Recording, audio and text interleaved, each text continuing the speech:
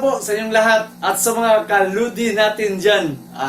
Ako po si Buddy Proy at welcome back po dito sa channel natin. So may bago po tayong project na gagawin ngayon. Ito, may ipapakita po ako sa inyo. Dati po, gumagawa po tayo ng homemade na extension outlet. Tsaka yung isa natin na homemade extension light. So outlet, tsaka light. So may bago po tayo ngayon. Gusto ko ipakita po sa inyo. Yung tinatawag nating homemade pa rin. Homemade box contactor with light indicator. So ito po ang bago nating project ngayon na pakita po natin kung paano natin inasimbol ang box contactor na may light indicator. So ito po yung stop, ito yung start, yung indicator natin para malaman natin may pumasok na voltage dito sa box contactor natin. At saka may outlet po siya dito. Ang outlet natin multi-use. Pwede mong gamitin sa air condition at saka sa refrigerator.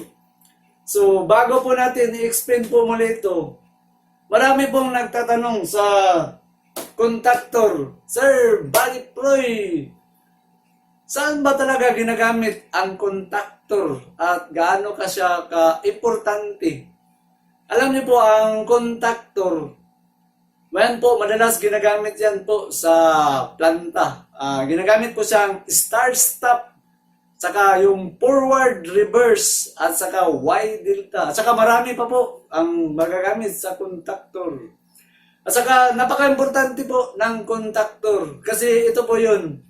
Pag nag-run out po kasi sa planta, then sabihin natin, bumalik yung kuryente. Hindi po ibig sabihin na pag nag-run out, nag-operasyon ang planta, tapos nag-run out, at bumalik yung kuryente, mag-start lahat. Hindi po. Balik po lahat sa start. Ang ibig sabihin, shut off lahat tanan ang planta. Tapos, isa-isahin mong i-start muli. Sabihin natin, ang planta gumagamit ng 500 to 1,000 pieces na motor. Isa-isahin po yun pag-start muli. Yun ang mahirap sa planta. Kapag nag-shutdown po ang planta na walang kuryente at bumalik yung kuryente, balik sa umpisa po, isa-isahing i-start yung contactor doon. Kasi po, ang purpose doon sa isa pa sa contactor, pataas po ang current, starting current sa mga motor. Saka sabihin natin, may 10 ampere, may 10 horsepower, 20, 30, 50, hanggang 100, at mayroon pang 200 horsepower na motor. So, ipagpalagay natin, nag-start tayo ng 50 horsepower na motor. Ang 50 horsepower na motor, aabot po yun ng 80 plus na amperahe. Tapos, ang starting current po sa motor, abot po sa 2 to 3 times. Ibig sabihin, pag start mo, aabot yun sa 80 times 2, 160 starting current. Pero, 3 to 5 minutes lang po. Hindi ibig sabihin na tumatakbo ng gano'ng 160, hindi po. Pag pumakbo siya sa 3 seconds to 5 seconds at mag-rotate ng full speed ang motor, magno-normal na yun. Yun ang mga 1 ampere, 1.5, yung 50 horsepower ng motor. Kaya napaka-importante po talaga sa contactor. Kaya, ito pa isa, yun ang mahirap po sa planta pag nag-shutdown pa. Ang motor ganito, may mechanical drive po ang motor. So, naka-coupling yun, mas tataas pa, magti 3 times pa, then may coupling na. Tapos, pag nag-shutdown, yung mga mechanical drive, yung sa screw type, doon sa vacuumator, yung tinatawag natin screw conveyor, at saka sa bucket elevator, yung mga material na pinapunta sa taas, yun, pag nag-shutdown po yun, kawawa talaga ang mga operator doon dahil hindi na yun kaya sa motor dahil marami pong material nakasaksak doon. Kaya i-pull out nila yung mga material para muling mag-start yung motor. Yun po ang importante doon sa contactor. Saka, muli natin balikan ito. Ito pong box contactor natin po, napakahalaga ito po kung gamitin mo ito sa bahay. Una, yung air condition natin. Alam nyo, sa air condition, ipagpalagay natin, gumamit tayo ng aircon. Tapos sa madaling araw, biglang nag-burn out. So hindi natin mamalayan na kasi malamig kasi yung nasa mga 4 PM o madaling araw. Ngayon, nagmamadali ka kasi may trabaho ka. Ngayon, nakalimutan mo palang i-off yung aircon mo. Tapos, nakapunta ka na doon sa trabaho mo. Sabihin natin, bumalik yung kuryente ng mga 8 o 9 AM. Ngayon, tatakbo po yung aircon. So, buong araw yun. Kung walang tao o kasamang bahay, nako, wala. Nag-start ang aircon mo nang walang katao-tao doon sa kwarto. Except na lang kung may kasambahay kayo, may katulong kayo sa bahay, so madetect yun na bakit nag-start, walang tao doon sa kwarto. Pero ito yung project natin, ito maganda. Pag ginamitan mo ng contactor, ito, shut off po talaga. So, kailangan mong i-start muli. Yun ang advantage kung gumamit ka nito. Saka nakatulong pa rin ito po. Kasi yung minsan yung burn out, tapos bumalik yung kuryente. Mataas po ang starting current natin sa aircon, sa refrigerator, basta may motor. So kung meron kang dito, gumagamit ka ng contactor. So hindi na po sabay. Hindi yun makadagdag sa konsumo sa gagastuhin sa bahay. Kasi stop talaga. So kailangan mong i-push button muli. Ito po ang advantage. So ngayon, pakita po natin kung paano ba nag-assemble ng ganito. Ito po, gagamit tayo muli ng contactor. Tapos yung stop natin. So ito yung stop. Tapos yung start. Yan. Saka yung utility box natin. Ito. So dalawang utility box ang gagamitin natin kasi may kataasan po ang contactor. Tapos dito taasan ko na rin yung Johnson box 4x aniha po ang box na ginagamit natin. So yung ganito may butas na madali mong butasin kasi may naman dyan sa likod. So ganyan. Saka gumamit tayo rin ng itong ginagamit ko na outlet, multi-use outlet po ito kasi 20 ampere pwede mong gamitin sa aircon at saka sa outlet.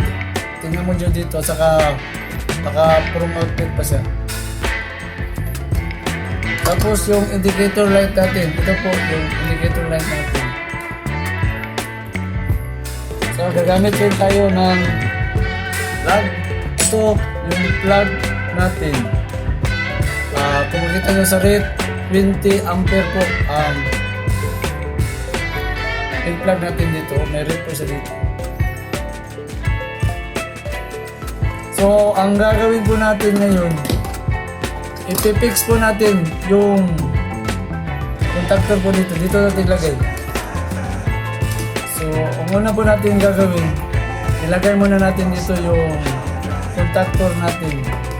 So ang contactor po, nangangailangan po ng nail plate sa likod ganito. So ito po ang una natin ilagay dito sa likod para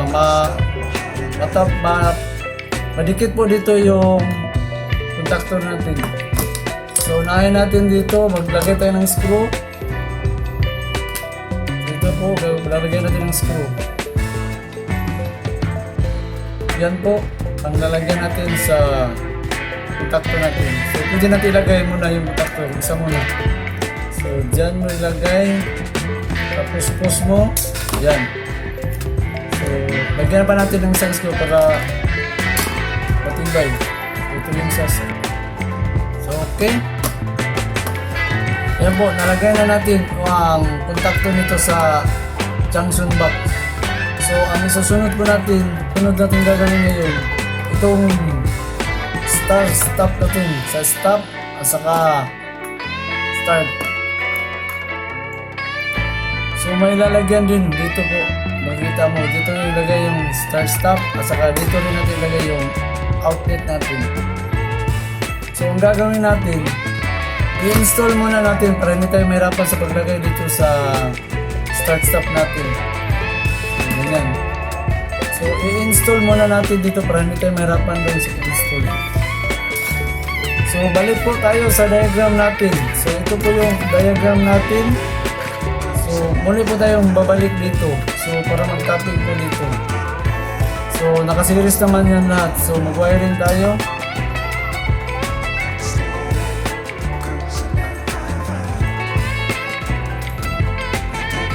Isa natin maglagay dito sa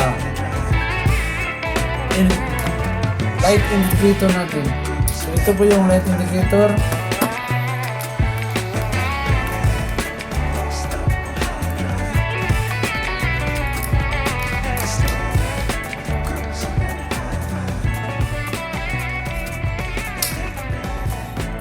Screw mo sa likod. Sabi natin yung red screw. Yan, dito ilagay natin.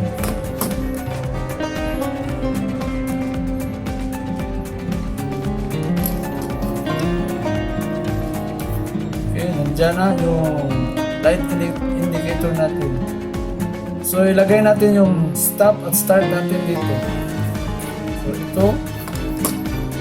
Yan. Galing mo natin ito. Yan. Ang posisyon natin. Ito, ganyan niya dapat. Para pag takip to, ganito po ang mangyayari pag tinakip. Ganyan. Yan po siya. Yung start sa green natin. Dito, makikita mo dito. Sa kabila yung green, sa E1. So may auxiliary po dito. So auxiliary natin, dito po yung auxiliary natin. Sa contact, sa contact po. So lagyan natin ng wire. Dalawa dyan sa auxiliary natin. Dito na ilagay.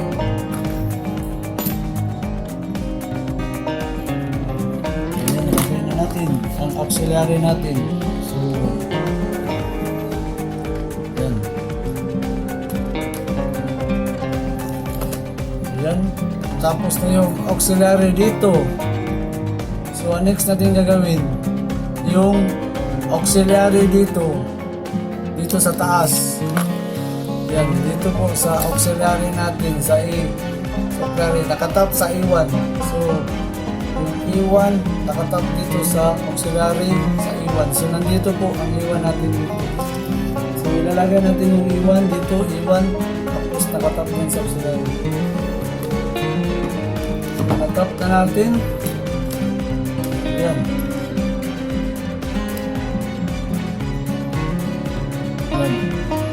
So, ang outlet na naman po, dito, ang outlet na naman natin, itatapin natin dito. Dahil natapos na tayo sa stop-start natin. So, medyo may pagkaguluhan po ang wire natin. So, itong light indicator, ipakikita ko na lang dito, i-drawing po natin kung paano itap itong light indicator natin. So, ang gagawin natin ngayon, ito yung outlet sa aircon at saka sa special use ng mga outlet. Ito po ang gagamitin natin. So, tinanggal ko yung takip. So, bago natin ilagay, lalagyan muna natin ng wire para hindi tayo mahirapan. So, ang wire na gamit natin po, ito po ang wire na gagamitin natin. Number 14, pinakamalaki po sa cut cord. Ito po ang gagamitin natin. Number 14. Dito sa outlet natin.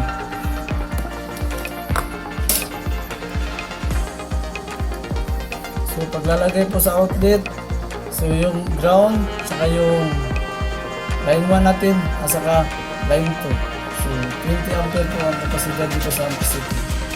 So dito yung line 1, saka dito yung line 2. Okay.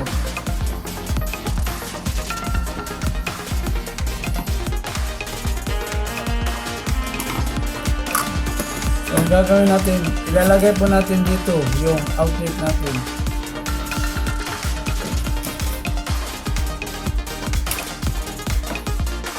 So dito dapat natin ilagay yung outlet. So ganyan, dito natin ilagay. So bago po natin ilagay yun, tatanggalin po na natin yung screw dito kasi may screw po ito na ilalagay po doon sa cable dito sa cable natin dito. dito natin ilagay. May screw po siya dito dalawa. So, tanggalin natin. Tanggalin natin ilagay. Tapos, dyan. Tapos, screw natin dalawa dito. Screw. So, ito na po ang nangyayari ngayon. So, ito po ang mangyayari sa diagram natin. Dito ko na lang ito drawing. So, ito po yung contactor natin. Tapos, ito yung line 1 at saka line 2. So, L1, L2, contactor. Yung dito sa taas, dito po ang gagawin natin na plug doon. Ito po yung mil plug na 220 volts. Diyan po ang mil plug na gagawin ko. Ilagay natin ito sa line 1 at saka line 2. Tapos dito sa baba naman, ito po yung convenience outlet natin na ilagay dito. Ito. So dito po yan. Tapos yung indicator natin sa lighting, dapat dito ko inilagay. Ito yung line side sa conductor, dito ang load side. Dito ko gusto ilagay yung bulb natin, dito. So, dito yung bulb.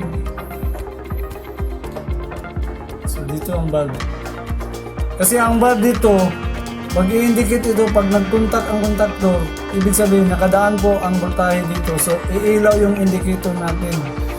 So, malaking silbi yung pilot light natin dyan.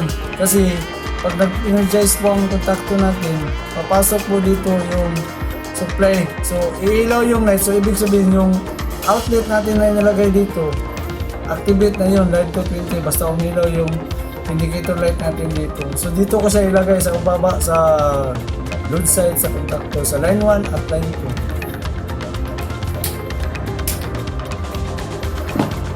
2. So, ang mangyayari na yun dito, yung outlet natin dito, nakalagay dito sa load side sa contactor, sa line 1 at line 2. So, dito natin ilagay sa line 1 at line 2 sa load side. So, ito po yung wire niya. So, dyan natin itatap. Dyan. So, tutuloy natin. So, may karating kasi ang wire na ginagamit natin.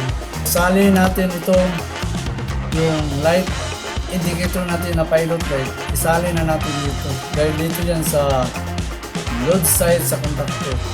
So, balatan natin.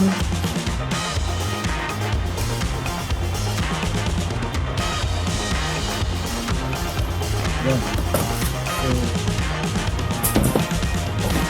ayun po, ang gagawin na naman natin dito ngayon, yung line 1 at line 2 na supply natin, dito natin ilagay. Dito yung line 1 at saka line 2. Ganun din sa baba, yung sa load side. Dito yung line 1 at line 2. So, line 1, line 2, line 3 po ito. Pero dito na lang tayo gagamit sa line 1 at saka line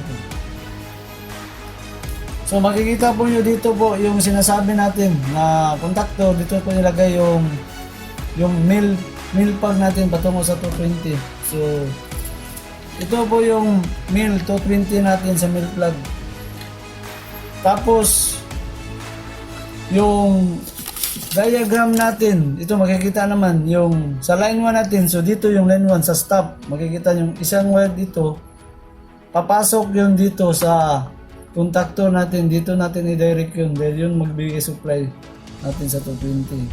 So, yung contact dito, dadaan po dyan. So, yung stop natin dito, yun ang top natin sa line 1. Tapos yung ito naman natin, dito natin i-top sa line side natin sa contactor. So, ito po yung mil plug natin na gagamitin. So, 20 ampere rin ang gamit natin. Line 1 dito, patungo dito sa supply sa mil plug natin. So, dito saka dito. Yan. So, yung line 1 ngayon dito, papasok po dito sa line 1 natin. So, So yan, line 1 dito. Dito yan papasok yung wire natin. So kasama po ito sa mill plug natin na wire. So ganyan, tapos tap natin. Ang gagawin na naman natin ito, yung mill plug na sinasabi ko dito. Yung mill plug. So ito po yung wire. Dito natin ipadaan yung wire. Dito naman sa wire natin, lalagyan po natin ng cable tie. Ito po, cable tie para hindi ito mahibla kung bitarin. So dito natin ilagay.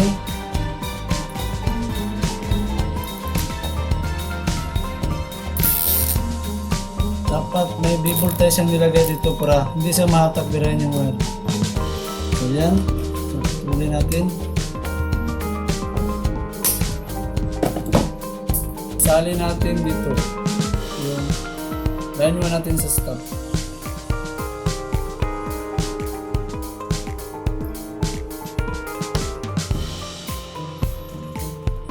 Tapos itap natin dito sa line 1. So ito yung diagram natin, ito yung stop, saka ito yung line 1. Ang line 1 natin, ito po line 1. So dito natin ilagay. So dito.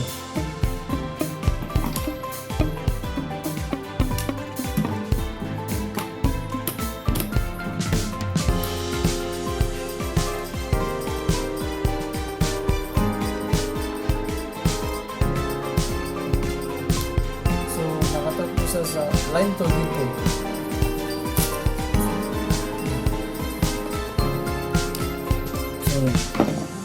Ayan po, tapos na po yung wiring natin. Medyo may kaguluhan. So, ito na ngayon ang ito na po yung mill plug na ilagay natin. So, ito na po yun. So, ang gagawin na naman natin ngayon, ipipix muna natin para malinis po sa tingnan. So, ganito po yun. So, may cable tie ako dito. Ito, may cable tie tayo. So, para ma-fix naman sa tingnan, lagyan natin ng cable tie dito. So, malinis tingnan. So, ang gagawin natin ngayon dito, ika-cover na po natin. So, ilagay na natin yung cover natin dito. So, ito na po. Ilagay na natin. So, yan po. Na-fix na natin yung lalagyan natin ito ng lalagyan natin ito ng mill plug. So i-cover natin ito. So sa ganitong malaking wire na 14 na flat cord, dapat po ganito ang gamitin mo na klase na mill plug. Omni brand. Kasi po malaki yung wire. Mahirapan kayong maglagay ng number 14 po na flat cord kasi malaki po talaga ang wire. So kailangan omni ang klase na ganito na mill plug po ang gamitin nyo. Kasi ito na po yung pinakamalaking flat cord, number 14. So ayan, tapos na po yung plug natin. So ngayon ang gagawin natin, testingin na natin to kung magpapangsyon ba yung natin box contactor with indicator lighting. So ito po yung extension natin. So gagamitin natin yung extension dyan. Mag-testing po tayo dito. So ang gagawin natin, i-plug in muna natin to dito sa extension natin. So kunin natin to. Ganyan. So i-activate natin yung extension outlet natin. Yan, kung napapansin nyo, switch natin. So, indicator na. So, ilagay natin itong plug dito sa extension outlet natin. So, ngayon, subukan natin kung mag-energize ba ang contactor natin na box contactor. Yan. So, switch natin start. Umilaw po siya. Tapos, i-off natin. Okay. So, gagawin natin, mag-tester po tayo dito kung may voltage ba dito naman. Set natin sa 250 volts. Tapos energize natin. So umilaw siya dito. So tester tayo. Meron ba 220 volts? So kung makikita nyo dyan, mag-reading po siya ng 225. So ang gagawin natin, magkuha tayo ng indicator bulb natin kung ilaw ba to. So may indicator bulb ako dito. So i-off ko muna to. Tapos ilagay ko dito. So ano ba mangyari ito? Pag push button natin, ayan, umilaw. Tapos shut off natin. Ayan. So ito po yung sinasabi ko na kapag nag-brown out po, subukan natin, switch natin. So umilaw siya. Sabihin natin nag-brown out, tingnan nyo. So shut off. Sabihin natin bumalik yung kuryente. So ayan. Wala po, hindi na siya mag-start muli. Kailangan nyo talaga i-push start para umilaw at saka mag-activate yung outlet natin dito. So start natin. Yan. Tapos off natin. Isa pa. Yan. Pero ito po ang gusto ko. Subukan natin to gamitin sa air condition at saka sa refrigerator para ma-prove natin po na magagamit po talaga ito sa aircon at saka sa refrigerator. Ito po sa refrigerator tayo. So, ang gagawin natin dito, ipa-plug po natin ito. Ayan. Tapos tanggalin natin yung sa ref dito. Tapos dito natin ilagay. So ngayon gagawin natin, ipo-start natin. Yan, nakasulit na po yung conductor natin dito sa box conductor. So una natin ang load. So dito tayo magkukuha sa load. 7 lang. So maliit lang po ang sa ref, 7. Ito po, nakahanap ako ng aircon. So, ang gagawin natin ngayon, gagamitin po natin ito sa aircon. So, ito po ang gagawin natin. So, dito natin ilagay. Tapos yung aircon dito po, dito na natin ilagay. So, tanggalin natin to. Tapos, ito po ang gagawin natin. Doon natin ilagay. Tapos ito, doon na sa kontakto natin sa box ilalagay. Ganito po ang mangyayari ngayon. So, ganyan. Tapos, dyan natin nilagay. Oh. Tapos, i-start po natin para masuplayan po yung aircon. So, start tayo. Yan. So, ibig sabihin, live na po ito dito sa outlet. So, i-switch on natin doon. So, indicating siya. So, start natin. Yan.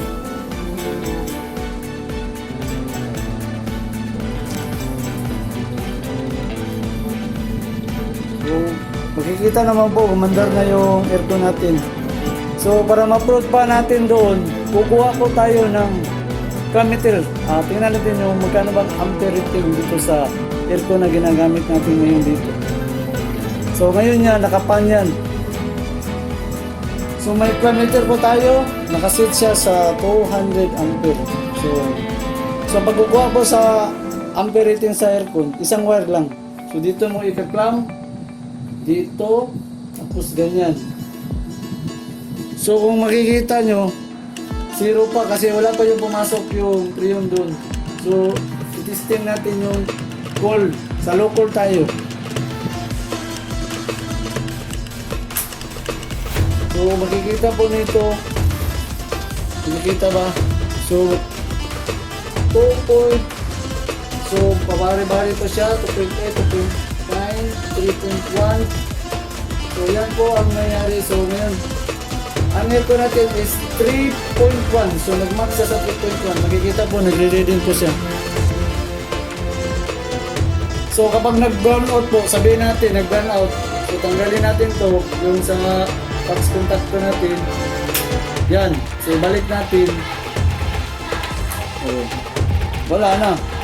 Shut off na yung box contactor natin. So, walang problema in case na mag-turn off. Shut off talaga.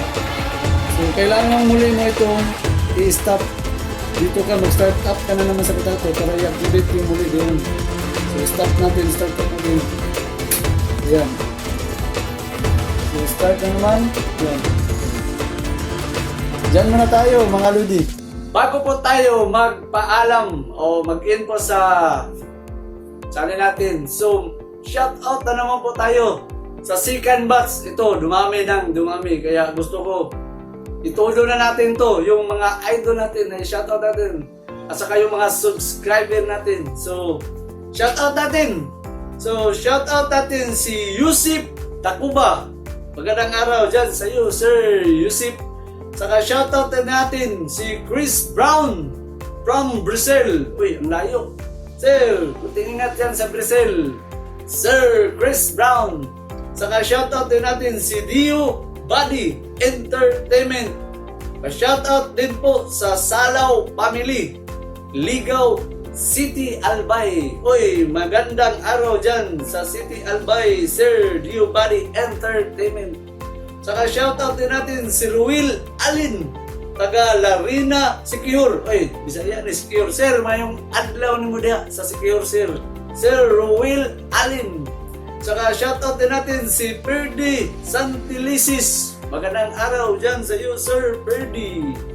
Shoutout din natin si Michael Sarswilo from Damnam, Saudi Arabia. Taga Pagadian di Aiko, Kabayan. Oy, OFW ni si Sir Michael. Saka taga Pagadian, Bisaya ni, Dordore dapit sa mga diri. Bisaya ni siya. Sir, mayong adlaw ni mo din na sa Dammam, Saudi Arabia, Sir Michael Sarswilo. Saka shoutout din natin si Sir John Rick Rutia from Cebu, Bistak. Bisaya kayo kay Cebu man. Sir, mayong adlaw ni mo diha sa Cebu, Sir John Rick Rutia. Saka shoutout din natin si Sir Bernie Antuna Balakid, taga Kawit, Kaswagan, Lano del Norte. Noldo di gyapon sa mga disilikan. From Cebu City. Nagtrabaho sa Cebu. Sir, mayang adlaw ni mo diha, sir, sa Cebu. Si Sir Bernie Antuna Balakid. Saka shoutout din natin si Sir Neri Kadwada.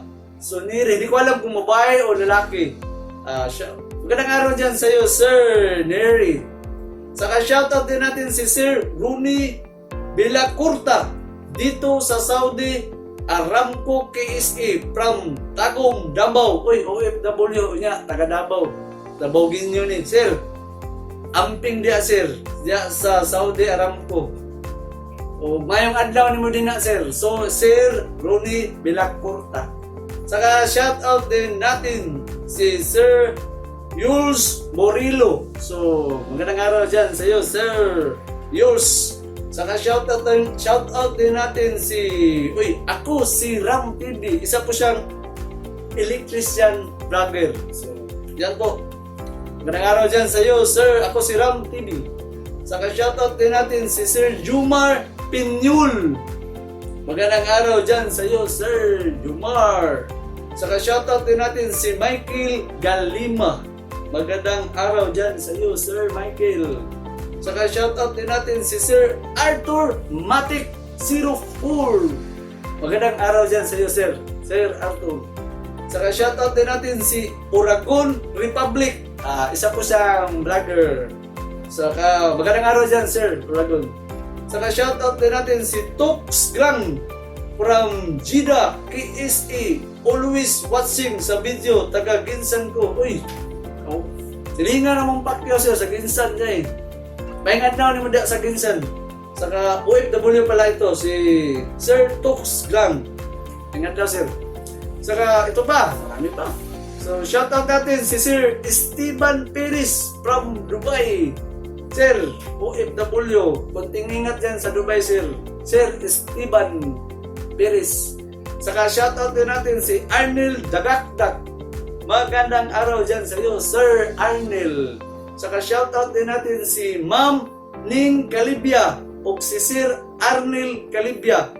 Siguro husband and wife din sila.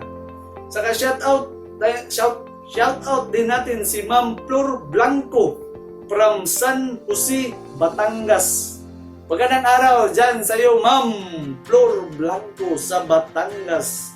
Saka shout out din natin si Renato Patungay from Ilocos Sur. Magandang araw po dyan sa Ilocos Sur, Sir Renato. Saka shout out din natin si Pernil Pingal. Sir, magandang araw dyan sa iyo, Sir Pernil Pingal. Sir, saka shout out din natin si Sir Reynold Zambrano from Lambunao, Iloilo City. Hoy, Sir, may adlaw ni mo sa Iloilo, Sir. Sir Reynold Zambrano. Saka shout out din natin si Sir Martin Banugan. Magandang araw dyan sa iyo, Sir Martin. Saka shout out din natin si John Rick Rutia. Pa-shout out idol diri sa Cebu. Uy, Bisaya ni kay Cebu man. Sir, mayong adlaw ni mo diha, Sir John Rick sa Cebu. Saka shout out din natin si Sir Jeffrey Mendoza from Davao City. Davao Vinyo, Bisaya ni. Mayong adlaw ni mo diha, Sir Jeffrey Mendoza sa Davao. Saka shout out din natin si Sir Janir Robles from Northern Samar. Bisaya ni kay Samar man. Sir, mayong adlaw ni mo din na, Sir. Sir Jonil Robles. Saka shout out din natin si Rinsel Olivar. Magandang araw dyan sa iyo, Rinsel. Saka shout out din natin si Jeril Manalo. Magandang araw dyan sa iyo, Sir Jeril. Saka shout out din natin si Sir Anthony Vasquez Nasis. Magandang araw dyan sa iyo, Sir Anthony. Saka shout out din natin si Sir James Dionila from Bulacan. Magandang araw dyan, Sir James sa Bulacan. Saka shout out din natin si Sir Jubin Dear Arbilo from Calamba City. Oy, Bisaya ni. Sir, may adlaw ni mo das Calamba, Sir. Sir Jubin Dear Arbilo. Saka shout out din natin si Sir Mansur bin Muhammad, taga Lantaw sa imong vlog diri sa Qatar. Oy, OFW pala kayo, Sir. Sir, kunting ingat. Amping dia sa Qatar, Sir. Sir Mansur bin Muhammad. Saka shoutout din natin si Sir Aldo Ricatala. Magandang araw dyan sa iyo, Sir Aldo. Saka shoutout din natin si Sir Kaloy Dupliak. So magandang araw dyan sa iyo, Sir Kaloy Dupliak. Saka shoutout pa, meron pa dito si Sir Crisanto Plancia. Watching dito sa Alcanor, Doha, Qatar. Facilities and Maintenance. OFW, maintenance di siya diri sa Facilities and Maintenance sa Qatar. Sir, konting ingat dyan, Sir Crisanto. Saka shoutout din natin si Sir John Carlo Pinlas. Sir, magandang araw dyan sa iyo, Sir John. Saka shoutout din natin si Ma'am Scarlett Mercado. Magandang araw dyan sa iyo, Ma'am Scarlett Mercado. Saka shoutout din natin si Sir Rooney Tangkugo from Davao City. Oy, Bisaya gapon ni Davao Ginyo. Sir, mayang adlaw nimo diha sa Davao City. Sir Rooney Tangkugo. Saka shoutout din natin si Sir Jose Jika. Pareho tayo Bisaya. Oy, Bisaya po tayo siya. Si Sir, mayang adlaw nimo diha, Sir. Sir Jose Jiga. Saka shoutout din natin si Sir Jimmy Malsi. So magandang araw dyan sa iyo, Sir Jimmy. So, ito pa, dami. So, tuloy natin. So, shoutout natin si Sir Ruin Mursid. Magandang araw dyan sa iyo, Sir Rusin. Saka shoutout din natin si Sir Joselito Musa from KSE Riyadh o OFW na po, Saudi Arabia. So, kunting ingat po dyan, Sir, sa Saudi, KSE Riyadh, Sir Jose Lito. Saka shoutout din natin si Sir Sam G Shout out po diri sa Bohol. Uy, taga Bohol ka sir, dagher din tarsier di sir. Ganahan ko ng tarsier kasi kakay mata. So, sa Bohol din siya, si Sir Samji. Magandang araw dyan. Ngayong adlaw ni mo na, Sir Samji sa Bohol. Saka shoutout din natin si Sir Alexander Kapoy. Taga Davao, Kubay. Samot, Bisaya kayo, Davao. Ngayong adlaw ni mo na, Sir, sa Davao. Sir Alexander Kapoy. Saka shoutout din natin si Sir Alanagnis Surigao from Calamba City, Laguna. Bisaya gyapon ni. May adlaw nimo din na sir. Sir Alanagnis Surigao. Saka shoutout din natin si Sir Adonis Dalobatan from Isabela. Magandang araw dyan sa iyo sir, sa Isabela. Sir Adonis Dalobatan. Saka shoutout din natin si Nursil Napal Cruz. Bisaya na siya diri. So, ngayong adlaw ni mo dia Sir Nursil Napal Cruz. Saka shoutout, ito, the last but not the least, si Sir Nisar Maghanoy from Cagayan de Oro, Alubihit, Misamis Oriental. Boundary na ni Sir Samoa sa Iligan City, Bisaya kaya po ni, taga Cagayan de Oro. Si Sir Nisar Maghanoy, Sir. Ngayong adlaw ni mo dia Sir sa Cagayan. Ayan po, tapos tayo sa shoutout. Ang dami, pero at least nasabi ko na talaga. Saka yun pa rin po, huwag niyong kalimutan po ang mag-share, mag-like, at saka mag-comment po kayo doon sa bago nating homemade